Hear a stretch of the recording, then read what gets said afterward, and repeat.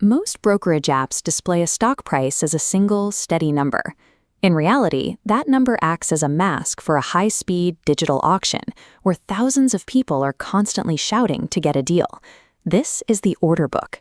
It is a digital ledger tracking every single buyer and seller currently in line, recording exactly how much they are willing to pay and how many shares they want to move. When you place an order, you are entering this system.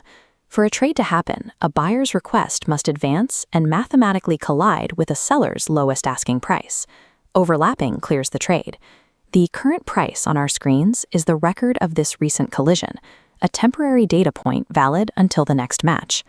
Because the order book moves faster than human reflexes, you cannot simply tell the market, buy. You must use specific mathematical instructions to dictate how you want your trade handled. A market order is the most direct instruction. It tells the exchange to buy the shares immediately at whatever the current asking price is. You are guaranteed to get the shares instantly, but if the market is moving fast, you might pay significantly more than the number you saw a second ago. A limit order prioritizes absolute price control with a hard ceiling. The trade stays locked until the price slips underneath. Alternatively, a stop-loss order acts as an emergency parachute, but a brief price dip trigger it, locking in losses right before a recovery. These order types provide the mathematical boundaries investors use to navigate the inherent volatility of auctions. While matching on the order book locks in a price, the trade is still just a legal agreement between two parties. The actual exchange of assets hasn't happened yet. This creates a moment of risk. If a seller's broker goes bankrupt in the milliseconds after the match, the buyer could be left with no money and no shares. To prevent this, a central authority called a clearinghouse steps between the buyer and the seller. They take on the risk by guaranteeing the trade, ensuring that even if one party fails, the other still receives exactly what they were promised.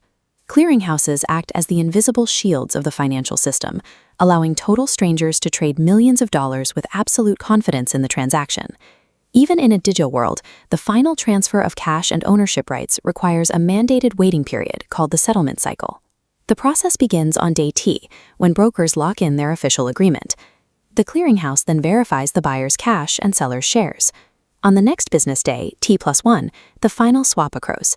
Cash moves to the seller, shares to the buyer. Real market ownership is a mechanical reality governed by these strict multi-day pipelines rather than instant digital gratification. Once the settlement is complete and you are the registered owner of the shares, your financial fate is tied directly to the internal decisions of the company. These decisions take the form of corporate actions, resolutions passed by the board of directors that can fundamentally change the properties of the shares you hold. For example, a board may declare a dividend, taking a portion of the company's profits and distributing it to every shareholder as a direct cash payment. A company might also perform a stock split to make its shares more accessible. By dividing them into smaller units, the board lowers the price of a single share while keeping the total value of your investment exactly the same. Conversely, a company can use its cash to buy back and destroy its own shares.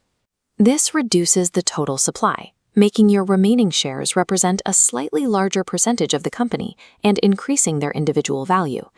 Your shares are part of a shifting contract that evolves in response to a company's long-term financial strategy. When we zoom out from individual companies, the scale becomes overwhelming. With thousands of stocks trading simultaneously, it is impossible to track the health of the system by looking at them one by one. To simplify this, we use an index. Baskets like the S&P 500 or the Nifty 50 group the largest companies together to act as a thermometer for an entire sector or the whole economy. You cannot buy an index directly because it is a mathematical calculation. However, you can buy an index fund, a specific type of investment that mechanically purchases every stock in that basket to match its performance. By aggregating billions of these microscopic trades into a single index, we can finally see the clear picture of global economic health.